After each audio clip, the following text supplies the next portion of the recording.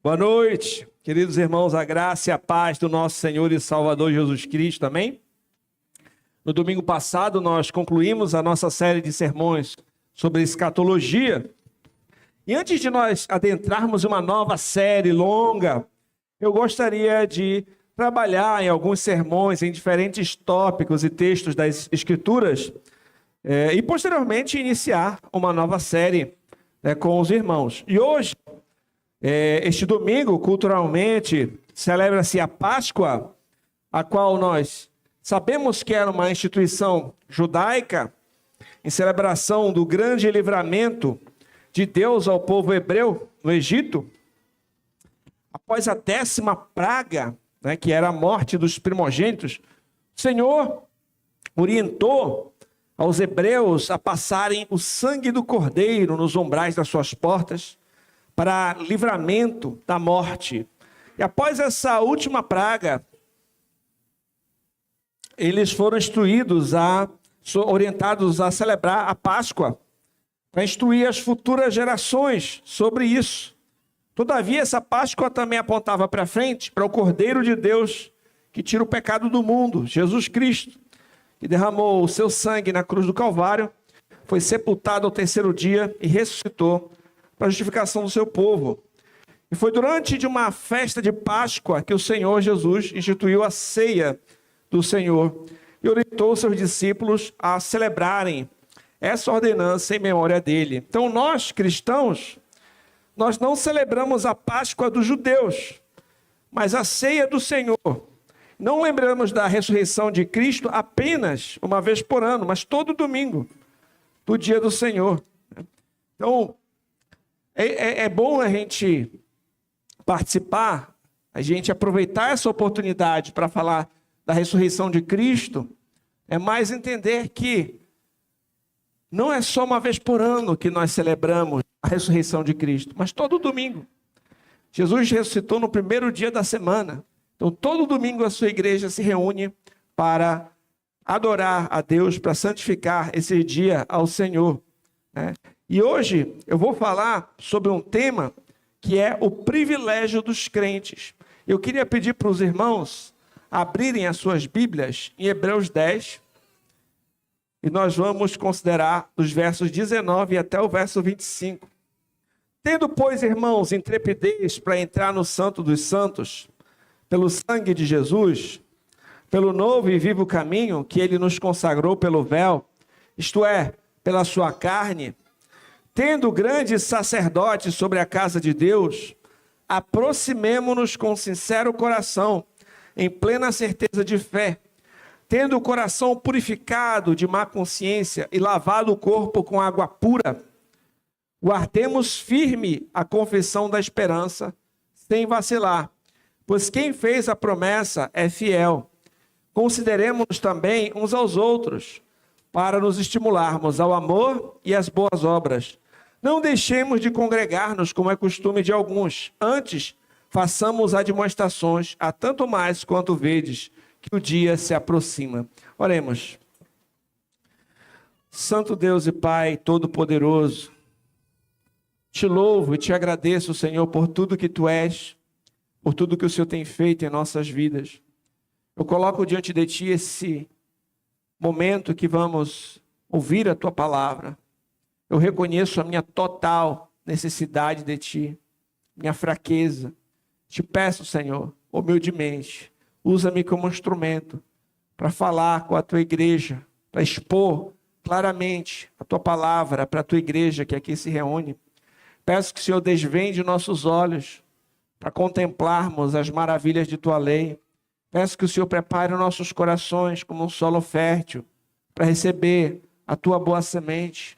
Senhor, que as palavras dos meus lábios, que o meditar do meu coração sejam agradáveis na Tua presença, rocha nossa, Redentor nosso, que somente o Teu nome seja engrandecido. Em nome de Jesus Cristo.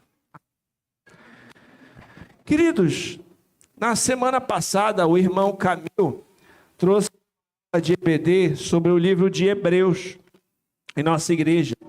Então os irmãos devem lembrar que a carta aos Hebreus, ela foi endereçada a judeus que tinham se convertido a Cristo, mas estavam sendo pressionados a abandonar a Cristo e a voltar, a retroceder ao judaísmo. Desse modo, o autor de Hebreus vai mostrar como Cristo é superior e ele vai fazer severas advertências sobre as consequências de abandonar a Cristo. Então, observando esse contexto, vai dar para a gente compreender melhor o texto.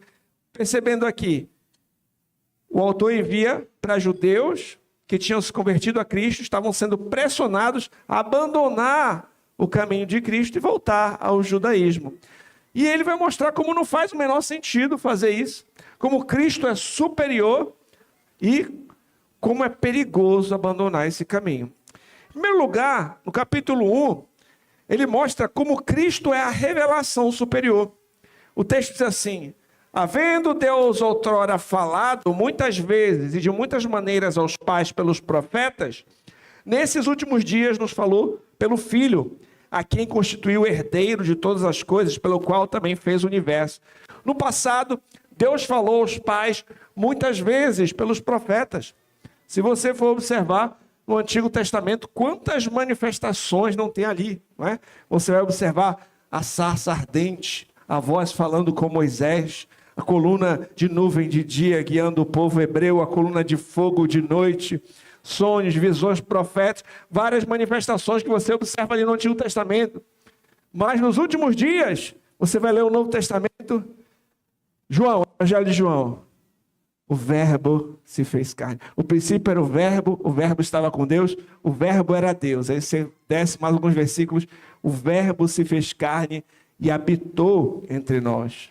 Ele é uma revelação superior, o próprio Deus encarnado, Jesus Cristo, Emanuel, esteve entre nós. Então, Cristo é uma revelação superior. Cristo é superior aos anjos, tendo se tornado tão superior aos anjos, quanto herdou o mais excelente nome do que eles, Hebreus 1:4.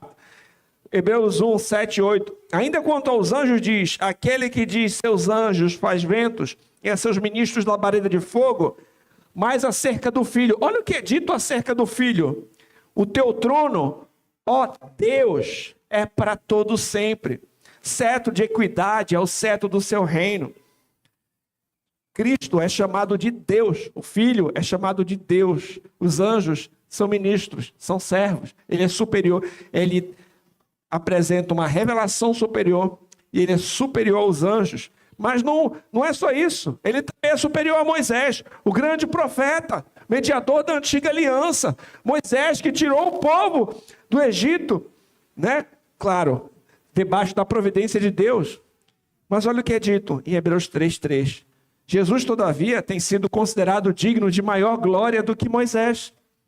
Quanto maior honra do que a casa tem aquele que a estabeleceu. Ele é superior a Moisés. Porque Moisés, os judeus têm alta conta, mas ele é maior do que Moisés. Mas é Josué, porque Moisés não entrou em Canaã. Quem foi que entrou na terra prometida? Não foi Moisés. Moisés morreu ali às portas. Mas quem entrou foi Josué. Josué que levou eles, conduziu eles ali naquele emblemático, daquela emblemática história da queda das muralhas de Jericó. Mas o descanso que Cristo traz é superior ao descanso que Josué proporcionou. Olha o que é dito em Hebreus 4. Ora, se Josué lhes houvesse dado descanso, não falaria posteriormente a respeito de outro dia. Portanto, resta um repouso para o povo de Deus. O descanso que Cristo proporciona para nós é superior ao de Josué. Josué levou a nação de Israel para a terra de Canaã. Cristo vai nos levar para novos céus e nova terra, onde habita a justiça. Então, o descanso, o repouso para o povo de Deus é superior. E eu sempre lembro quando o Senhor Jesus Cristo diz assim: vinde a mim, vós que estáis cansados e sobrecarregados, eu vos aliviarei. Em Cristo nós vamos encontrar descanso perfeito, seja começando aqui e culminando em novos céus, nova terra, uma cidade superior a Canaã, estabelecida pelo arquiteto que é Deus. Cristo é um sumo sacerdote superior, segundo a ordem de Melquisedeque.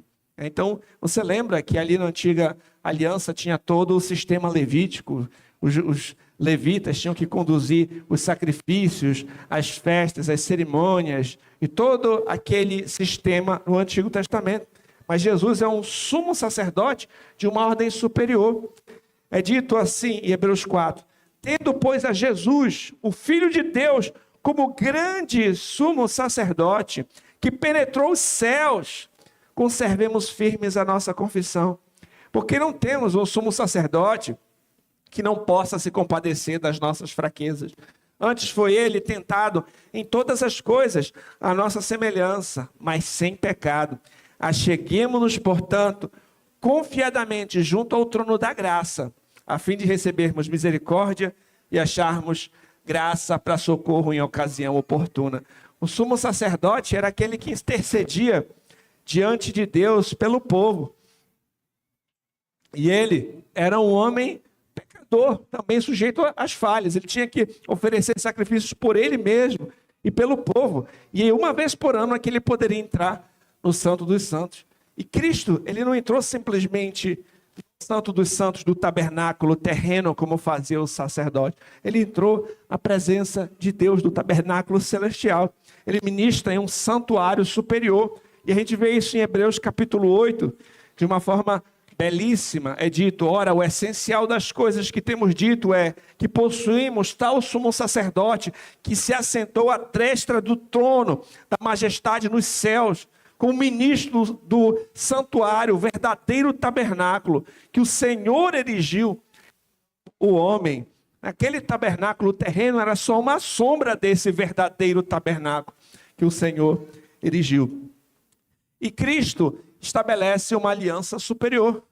Hebreus capítulo 8 diz assim: agora com efeito, obteve Jesus ministério tanto mais excelente, quanto também é mediador de superior aliança, instituída com base em superiores promessas. A aliança que Cristo estabelece é superior. Antiga aliança nacional, nação de Israel. Nova aliança, todas as nações, crentes de todas as nações. Antiga aliança, condicional. Se o povo hebreu obedecesse, seriam abençoados. Desobedecesse, amaldiçoados na terra que o Senhor lhe tinha dado. A nova aliança é incondicional. Por que, pastor, a nova aliança é incondicional? Porque Cristo é quem cumpre todas as condições no nosso lugar. É Ele que resgata o seu povo. É baseado nas obras dEle. O que Ele fez por nós. Nós somos salvos pela graça mediante a fé em Cristo. Então a nova aliança superior à antiga. A antiga aliança não resolvia o problema do pecado. Por isso, continuamente tinha que continuar fazendo os sacrifícios, matando os animais, oferecendo ali tudo. Mas o sangue de Jesus, o sacrifício de Cristo, resolve de uma vez por todas o problema do pecado. É nele que nós encontramos paz com Deus, perdão, salvação e vida eterna.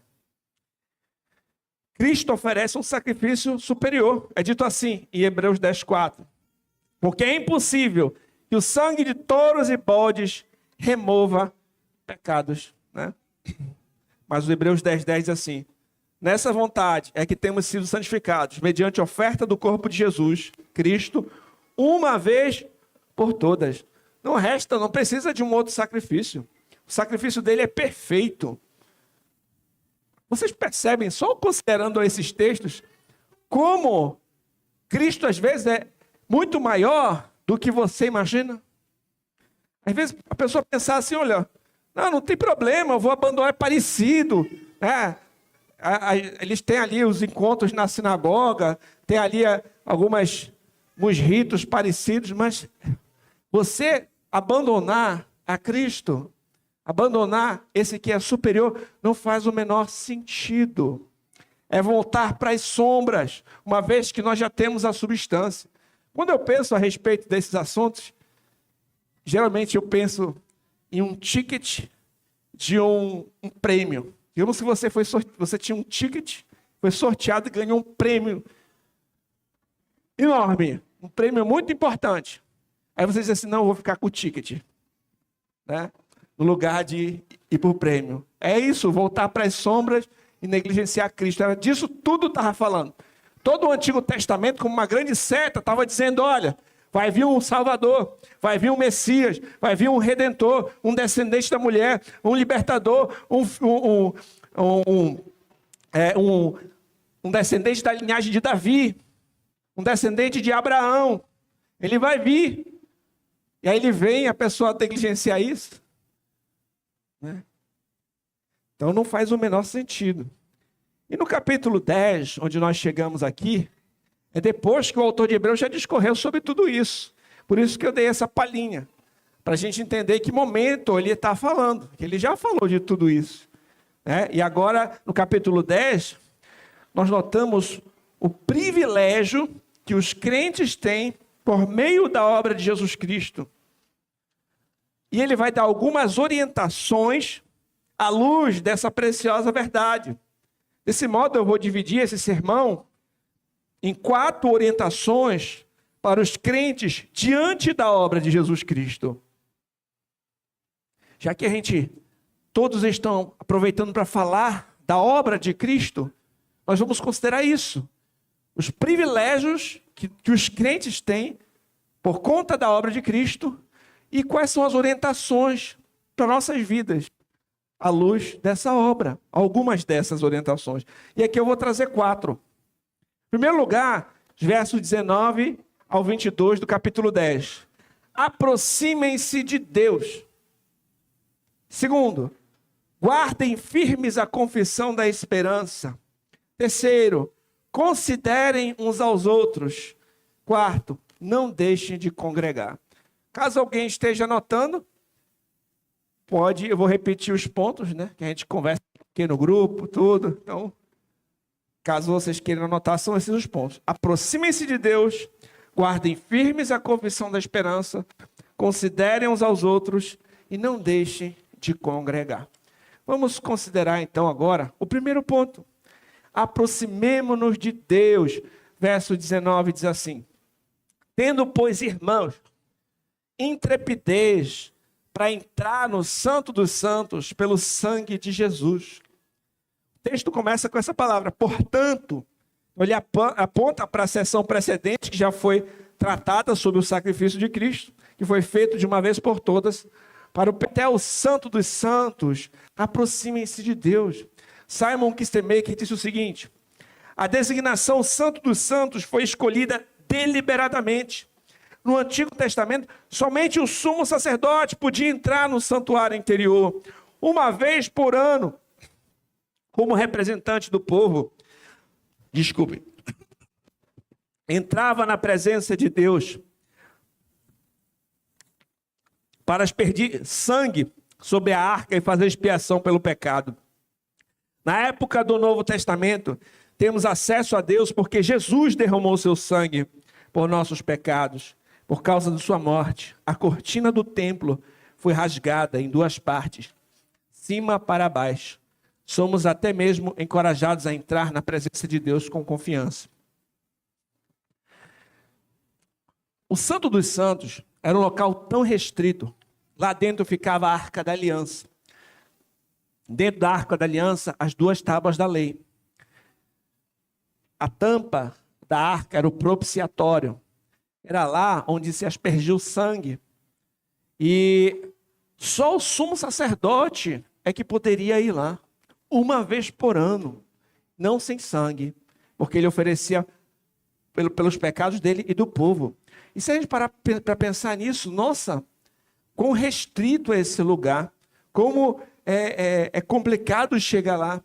Mas nós sabemos que Cristo, ele entrou no Santo dos Santos, do verdadeiro tabernáculo, ele entregou um sacrifício perfeito, aceitável a Deus, ele foi morto, sepultado, ressuscitou, foi assunto aos céus, está à destra de Deus, e o véu que separava o lugar santo dos santos é rasgado de cima a baixo, mostrando que em Jesus nós temos acesso a Deus. É isso que está sendo dito aqui. Pelo novo e vivo caminho que ele nos consagrou pelo véu, isto é, pela sua carne, tendo grande sacerdote sobre a casa de Deus, é dito no texto bíblico. Então, queridos, confiando no sacrifício de Cristo, nós podemos adentrar no santuário celestial. Em outras palavras, os crentes têm acesso à presença de Deus por meio de Jesus Cristo, o sumo sacerdote. E uma figura de linguagem, o autor de Hebreus identifica o véu do templo que foi rasgado de cima a baixo com a carne de Cristo. Ele diz assim, ó, o seu corpo, né? Desculpe, o caminho que ele nos consagrou pelo véu, isto é, pela sua carne, né? Então, o seu corpo que foi rasgado para que o seu sangue fosse derramado, abrindo caminho à presença de Deus. E aí o texto diz assim, aproximemo-nos. Então, o autor exorta os seus leitores a irem até Deus. Nessa vida terrena, nós vamos até Deus como, meus irmãos? Em oração. E nós temos um sumo sacerdote que intercede por nós. E é Jesus Cristo. E o texto prossegue dizendo, com sincero coração, plena certeza de fé. Isso é, em completa confiança em Deus. E a palavra sincero pode denotar genuíno, comprometido, honesto, sem engano. Alguém já falou que enquanto a dúvida ofende, a fé exalta. Enquanto a dúvida ofende ao Senhor, a fé exalta o Senhor. Tendo o coração purificado de má consciência. Coração purificado de má consciência remete a uma purificação interior que nós temos por meio de Jesus Cristo. O coração purificado de má consciência. Olha o que diz Hebreus 9. Muito mais o sangue de Cristo, pelo Espírito eterno, a si mesmo se ofereceu sem mácula a Deus, purificará a nossa consciência de obras mortas para servirmos ao Deus vivo. Em Cristo, nós temos uma consciência purificada, nós temos a salvação da condenação dos nossos pecados, uma transformação interna acontece em nós. O Senhor nos purifica. Efésios 5, 26 diz assim, falando a respeito de Cristo purificando a igreja, diz assim, para que a santificasse por meio, tendo purificado por meio da lavagem de água pela palavra. Então, quando fala da consciência purificada, é uma purificação interna, mas o texto também prossegue dizendo, e lavado o corpo com água pura. Aí aqui remete a uma purificação exterior, e nos lembra do batismo. Então, há uma purificação interior, operada por Cristo em nós, e também uma expressão exterior disso, que é por meio da purificação do corpo, do batismo. R.C. Sproul comentou assim, assim como o sumo sacerdote lavava o seu corpo na água em preparação para entrar no Santo dos Santos, também nós podemos entrar agora na presença de Deus por meio dessa identificação com Jesus, que entrou lá. Essa identificação é sinalizada e selada de modo visível no lavado batismo cristão. Esse primeiro ponto, quando nós estamos falando sobre aproximar-se de Deus, eu lembro que no jardim do Éden, depois da queda de Adão, o que acontece com ele, com Adão e Eva? Ele é expulso do jardim. No lugar de se aproximar de comunhão íntima, o que ele é? Afastado. O Senhor coloca até um anjo, né? Uma espada ali para ficar protegendo, para que eles não voltem.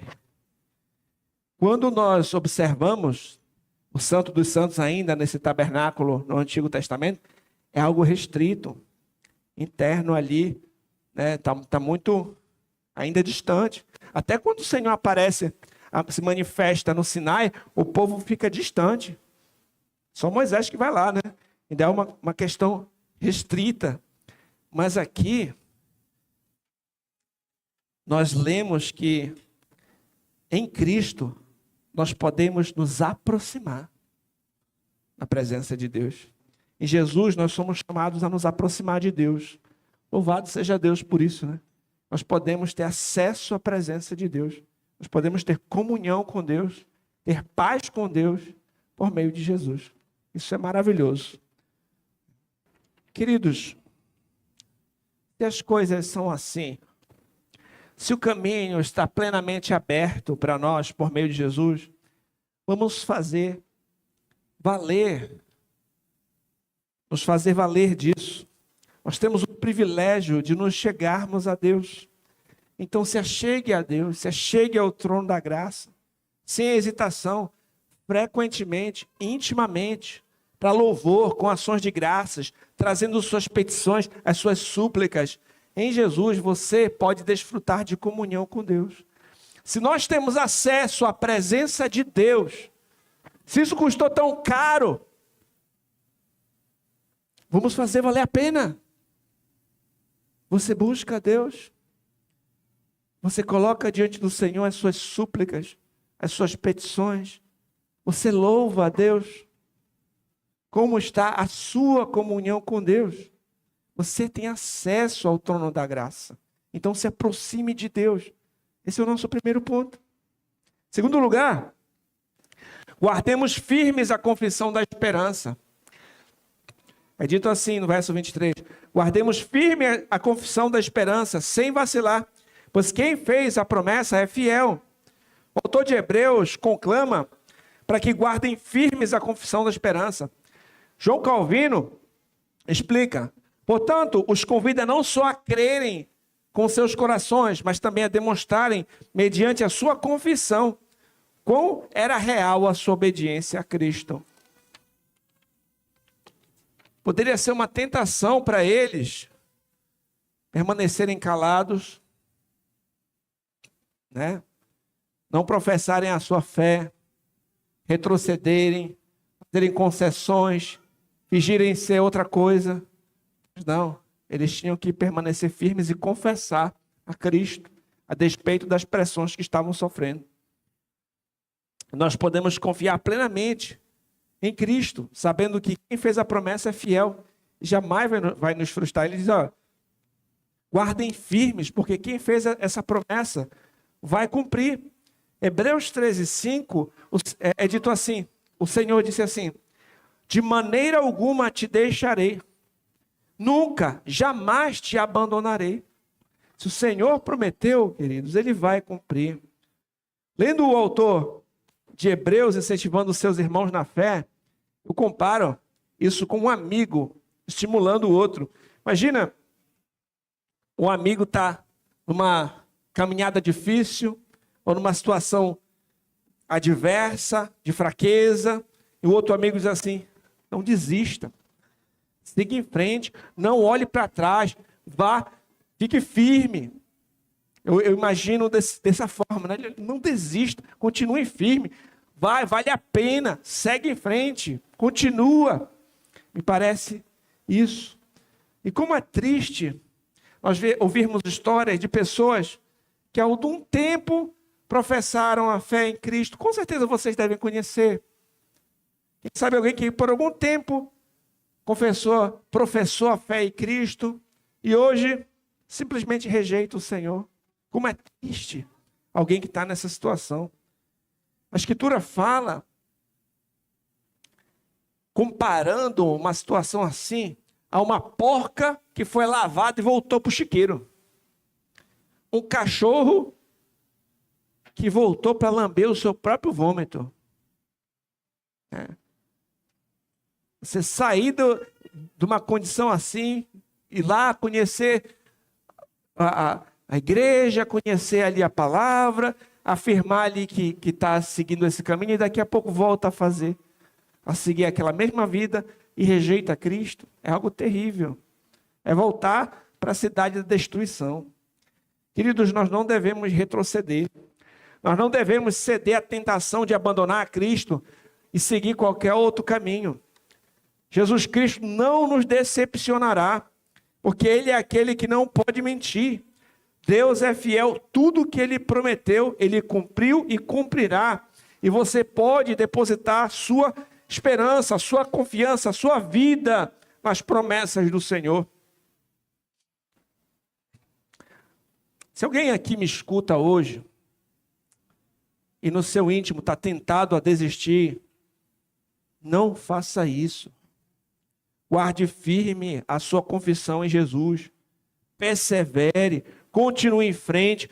Não vale a pena retroceder. Confie nas promessas do Senhor. Você lembra o que diz Hebreus 2:3? Como escaparemos nós se negligenciarmos tão grande salvação?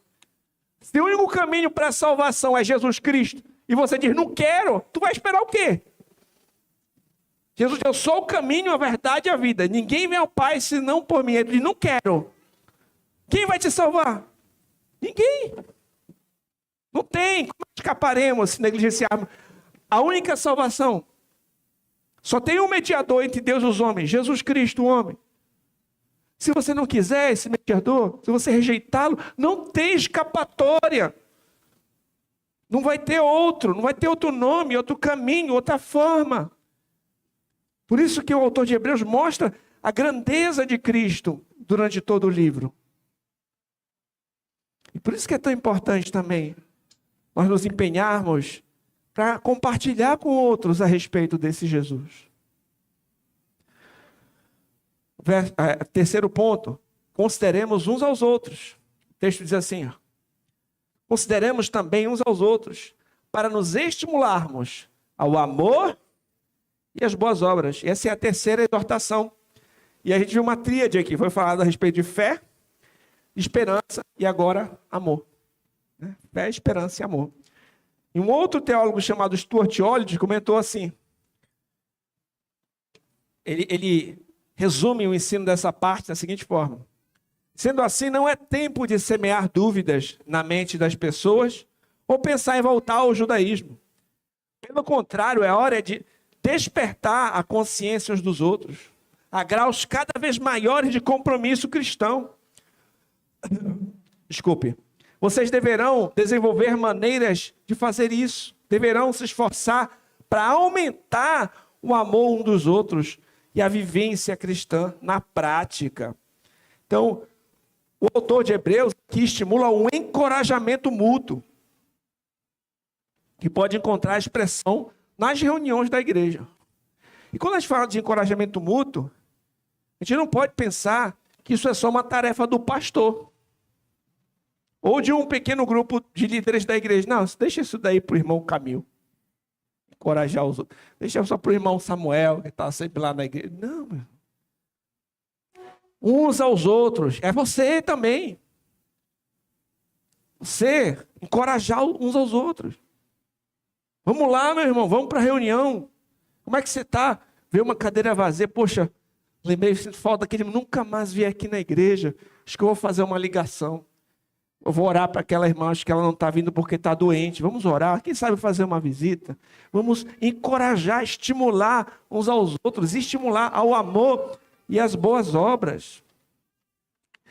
Queridos, sobre a influência que nós temos sobre outras pessoas e outras pessoas têm sobre a nossa vida, tem dois textos que são muito famosos e conhecidos. Provérbios 13:20 diz assim: quem anda com o sábio será sábio, mas o companheiro dos insensatos acabará mal. E o famoso 1 Coríntios 15:33. Não vos enganeis, as más conversações corrompem os bons costumes. Por meio das nossas ações ou omissões, nós podemos tanto encorajar e estimular outras pessoas, como nós podemos também desestimular, desencorajar outras pessoas. Querendo ou não, você vai influenciar os outros. Querendo ou não, a sua vida vai influenciar. Não pense assim, não ligo para que as pessoas pensam, eu só faço mesmo. Não, você pode e deve usar a sua vida para influenciar as outras pessoas para o bem. Né? A sua vida transmite uma mensagem. Você querendo ou não, você transmite. Portanto, que você influencia o amor e as boas obras. O amor a Deus, o amor ao próximo. O Senhor Jesus Cristo resumiu, né, esses dois grandes mandamentos. Influencia o serviço cristão, influencie as disciplinas espirituais, influencie as participações das reuniões na igreja. Qual estímulo você tem dado para outras pessoas? Que essas palavras aqui nos despertem a nos preocuparmos com os nossos irmãos, que nós venhamos encorajar uns aos outros. Pensa como, na prática, você pode encorajar um irmão. Como você tem feito isso na prática, intencionalmente, né? Quem sabe começa dentro da tua própria casa. Você tem estimulado a sua família a buscar o Senhor? Você tem sido, né, alguém que tem estimulado outros? Pense nisso. Hoje em dia tem muito influencer aí na internet, né? E às vezes influenciam um monte de coisa nada a ver, né? Quais são as influências na tua vida? E quais são as influências que tu está tendo sobre outras pessoas? Pensa nisso. Por fim, não deixemos de congregar. Verso 25. Não deixemos de congregar como é costume de alguns. Antes, façamos admoestações, a tanto mais quanto vedes que o dia se aproxima. Simon Kistemaker elucida muito bem esse ponto na citação que eu trouxe aqui para vocês. Ele disse assim: uma das primeiras indicações da falta de amor, preste atenção, uma das primeiras indicações da falta de amor de um cristão para com Deus e para com o próximo é ausentar-se dos serviços de adoração. Ele abandona a obrigação comunal de participar desses encontros e exibe sintomas de orgulho e egoísmo. Aparentemente, alguns membros da congregação de Hebreus, a qual a epístola foi originalmente endereçada, mostrava negligência em frequentar os serviços religiosos. Eles faziam isso deliberadamente ao abandonar a comunhão dos santos.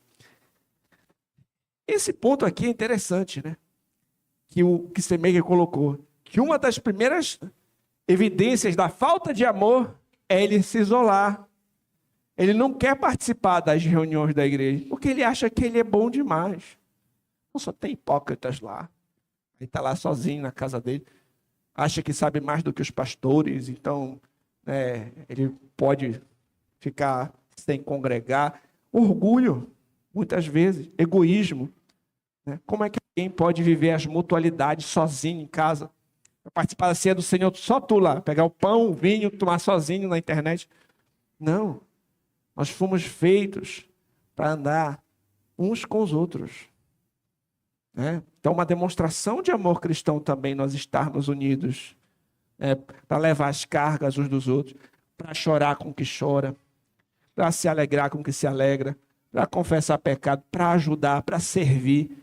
Sozinho não dá. Você não foi feito para... O crente não foi feito para caminhar sozinho. Outra coisa, imagina você chegar numa reunião vazia, 3 gatinhos pingados, né? A maioria das pessoas que deveriam estar ali não estão. Poucas pessoas comparecem. Eu pergunto, qual é o impacto da ausência dessas pessoas na vida dos outros? O que isso produz? Por exemplo, no visitante chegou lá, tem ninguém. Isso anima? Claro que não. Isso desestimula. Só de você não estar presente, você já está fazendo alguma coisa.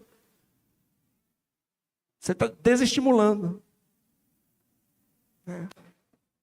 Vai ter uma assembleia de membros da igreja, vem 2 membros, não tem coro para ter a reunião. Isso desestimula, desanima até aqueles que estão vindo. Isso dá um mau exemplo para aqueles que estão chegando. O novo membro da igreja vai chegar e os membros antigos nunca vêm para a reunião. Desestimula, desanima. Agora, quando o contrário acontece, meus irmãos, quando acontece uma reunião e você sabe que todo mundo vai estar lá, todos estão querendo participar, estão se envolvendo, comentando sobre, olha, a fulana vai trazer isso, o ciclano já está lá, isso anima, motiva. Talvez você vai querer convidar até outras pessoas para participar. É porque a gente influencia, encoraja outros a participarem. Então a Escritura compara a igreja a um rebanho. Não fomos feitos para viver sozinhos, isolados, mas para estimularmos uns aos outros. Em outras palavras, nos dias, trazendo para a atualidade, a Escritura não encoraja ninguém a viver desigrejado. A gente não é chamado para viver isolado, desigrejado, mas para caminhar junto com a família da fé. O Stuart Olyott explica assim: falta de zelo e uma fé que fraqueja não são saudáveis. Devemos todos reconhecer que é impossível viver a vida cristã sozinhos. Tanto quanto for possível, devemos nos reunir uns com os outros, despertando-nos e encorajando-nos mutuamente. Queridos, que essas verdades sirvam de estímulo para todos nós não deixarmos de congregar. E aqui, um parênteses, especialmente no domingo, que é o dia do Senhor, um dia que nós podemos santificar ao Senhor. Como nós vimos aqui na introdução, alguns só lembram da ressurreição de Cristo uma vez por ano, no período da Páscoa. Pelo menos lembram do período da Páscoa, menos mal por isso, né? A pessoa vai 2 vezes no ano na igreja, na Páscoa e no Natal, né? Alguns. Mas não, é todo domingo. É o dia do Senhor. O Senhor Jesus ressuscitou no primeiro dia da semana, o domingo. Então, semanalmente, devemos nos reunir para adoração ao Senhor. Que nós venhamos nos organizar para aproveitar esse dia, sabe? Participar da EBD, aproveitar bem o dia, vir com a sua família, cultuar a Deus à noite. E que esse seja o ponto alto da nossa semana, sabe? Não deixemos de congregar. E eu pergunto e convido você à reflexão: como você está à luz dessas orientações bíblicas? Outra coisa, mais relacionadas à nossa igreja mesmo, nossa igreja local, ao longo dos anos eu tenho observado um perfil que eu penso que deve mudar na nossa igreja. Que é, a pessoa chega na igreja, se anima para fazer a classe, novos membros, aí no período da classe vem direto. Todo domingo está aqui de manhã, faz os exercícios, estuda tudo, é batizada, e alguns eu acho que pensam que zerou o jogo. Eu já fui batizado, sou membro, aí começa a sumir. Aí já não vem mais na EBD, aí começa a aparecer esporadicamente no culto. Não pode ser assim. Uma vez que nós tornamos membros de uma igreja, no lugar de diminuir o nosso ânimo e frequência, nós deveríamos nos empenhar ainda mais e estimular os outros, se envolver, participar, servir, viver a vida da igreja. Se nós notarmos, por exemplo, como eu falei, voltando aqui, que tem irmãos ausentes, vamos estimular esses irmãos também a participar. Sabe, ajudar aquele que está mais fraco, mandar uma mensagem, fazer uma ligação. Utilize a influência que você tem para a glória de Deus. Você faz a diferença. Você tem dons e talentos que Deus te deu, sabe? Usa esses talentos. Queridos, uma conversa faz a diferença. Uma conversa. Conversa com o irmão Mauro ali.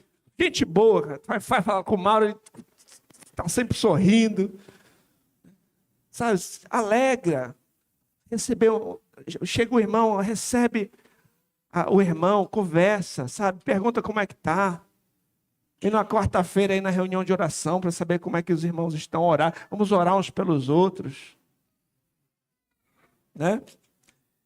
Então a gente tem que estar um cuidando do outro, ajudando o outro. Então, para também falar com alguém, quem sabe, que não é um cristão e está me ouvindo, estou falando muitas coisas para a nossa igreja local, também para os cristãos.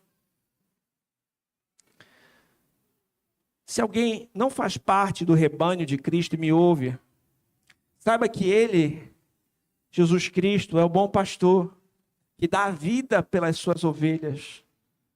Arrependa-se dos seus pecados. Confie em Jesus Cristo. Somente nele nós temos salvação. Creia em Jesus. Entregue o seu caminho a Ele. Se você sabe hoje que você não é crente, está me ouvindo, o único caminho para você ter perdão dos pecados, paz com Deus, é por meio daquele que morreu na cruz do Calvário, que foi sepultado e que ressuscitou ao terceiro dia. Se arrependa do seu pecado, entrega a sua vida para Jesus Cristo. Só nele você vai ter paz com Deus. Só nele você vai ter salvação. Só nele você vai ter vida eterna. Por fim, nós temos acesso a Deus por meio de Jesus Cristo. Façamos bom uso desse privilégio. Estimulemos uns aos outros, sem deixar de congregar.